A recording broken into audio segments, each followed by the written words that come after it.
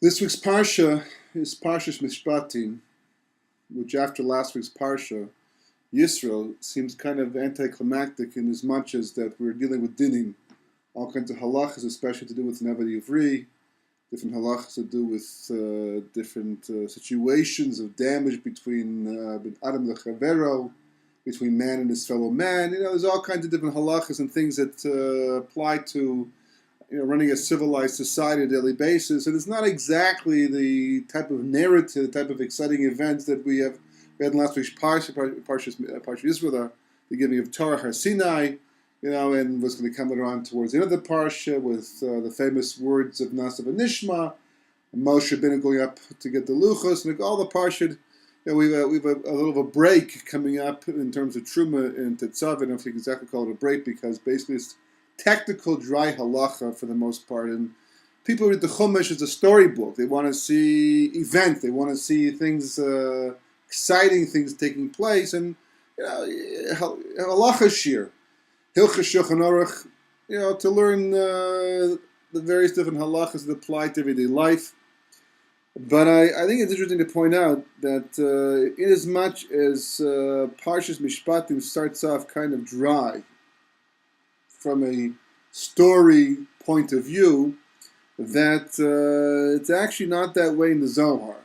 In fact, the whole concept of Gilgulim, of reincarnation, and the idea of tikkun, coming back to rectify oneself in a different life or many different lives, basically comes out of this week's Parsha, Parshas Mishpatim, of all places, dealing with, in fact, the whole concept of the Eved. You would never know this from the surface of things. Look at the Parashat, the Psukim themselves, the verses themselves. You would never figure out that this is talking about Gilgulim or alluding to Gilgulim. But if you open the Zohar in Parashat Mishpatim, you'll see Rav Hamnuna, who is called the Saba of Mishpatim. And he speaks about the whole concept of Gilgul, of reincarnation. And the Rizal, which we'll take a look at B'ezras Hashem in a second, and Shar Gilgulim, who elaborates on a lot of these ideas and concepts, halachas, and different ideas to do with reincarnation, is based upon the Zohar, based upon this week's Parashat. So I thought it would be interesting to see one example of this idea, especially with Purim coming up and Pesach coming up. And the main theme of Yiddishkeit, for the most part, is that nothing really is what it seems to be on the surface, meaning that you have to understand and appreciate that whatever looks so basic and simple is rarely that way. And our job is to use our mind and our free will to choose to do it, basically to investigate. Shivim Pam Torah, there are 70 phases of Torah, and the Arba Nichnas of Pardes is Pardes, Pshat, Remez, Drush, and Sod, the simple explanation of the Pasuk, and the Remez, the hint, and the Drush, which is the exegetical teaching or the Gemara level, the Talmudic level, and so of course is Kabbalah,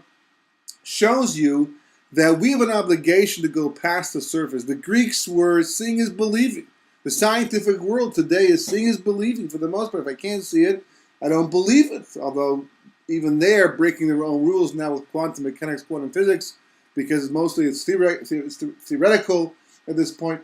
But God is in the details, and God is also below the surface. Ultimately speaking, Sod Kabbalah describes the reality as it actually is, because reality is very Kabbalistic, meaning it's extremely spiritual, extremely deep, and at one point in time, in the future, in Yemos Mashiach, we will have a Torah Tzilas, the Torah of Mashiach, the level of the first Luchos that Moshe first brought down from Har Sinai, and that's what we'll go back to, and our Torah won't be so din-oriented, so din-based in the future, because without a Yitzhahara, you don't require the din. The mitzvahs are eternal, they go on forever, but they don't have to command us, because we will naturally do that which God sees is right for us to do and to live by, because we'll see the world as God sees the world. That's the whole concept of tzaddik. The whole concept of your Shemaim is that you tend to look at the world the way God sees the world, not doing an aver, is not because you're afraid of punishment, but because you also recognize it's a waste of life. It's the waste of opportunity.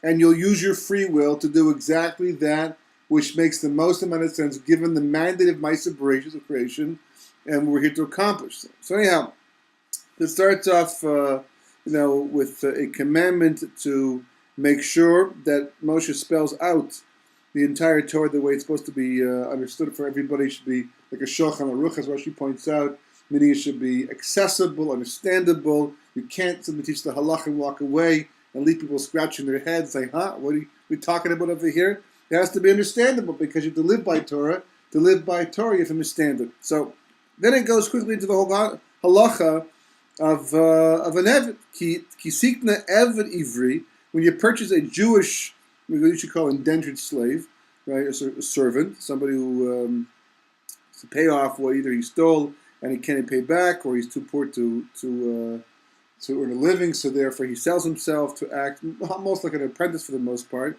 The Gemara says when a Jewish master acquires a Jewish servant, he basically acquires a master for himself, because the halachas of how you have to treat a Jewish servant are quite specific and quite fair.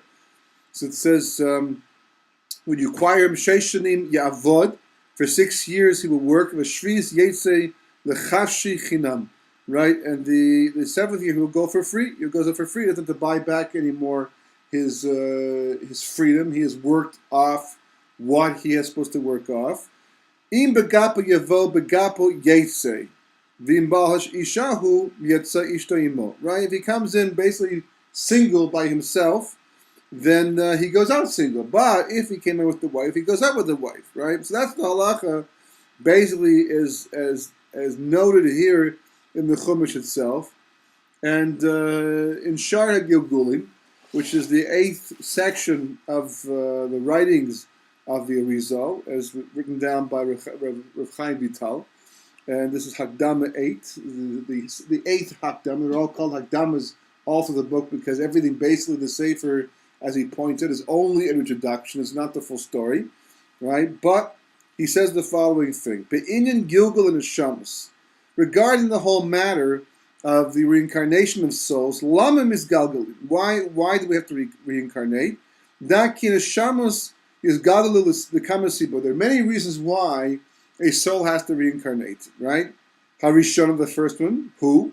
Lefisha Avar al Eza Aver Averis Shabbatar, because a person he did Averis, he did specific Averis in the Torah itself, right? And he has to Balatakan, he comes with Matakin. That's providing that during the lifetime he wasn't able to do it, or he didn't do it, he failed to do it, because either he didn't care or didn't understand the mistake that he did wrong, or he died before he had a chance to do tshuva. So he's chayiv to come back and to rectify, right?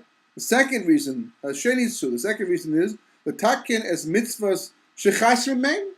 Everybody is chayiv to fulfill every mitzvah in the Torah, and he's going to explain how it's possible. For example, if I'm not a Kohen, then how are the mitzvahs of Kohen applicable to me? There's a mitzvah to divorce one's wife, God forbid, if a marriage fails. But if, thank God, a person's marriage succeeds, so how can they fulfill the mitzvah of divorce? He speaks about things like that.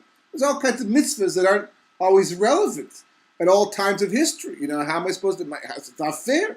There's no Beis Hamikdash today, so I can't do all the halachas incumbent upon me as a simple Jew in the Beis Hamikdash.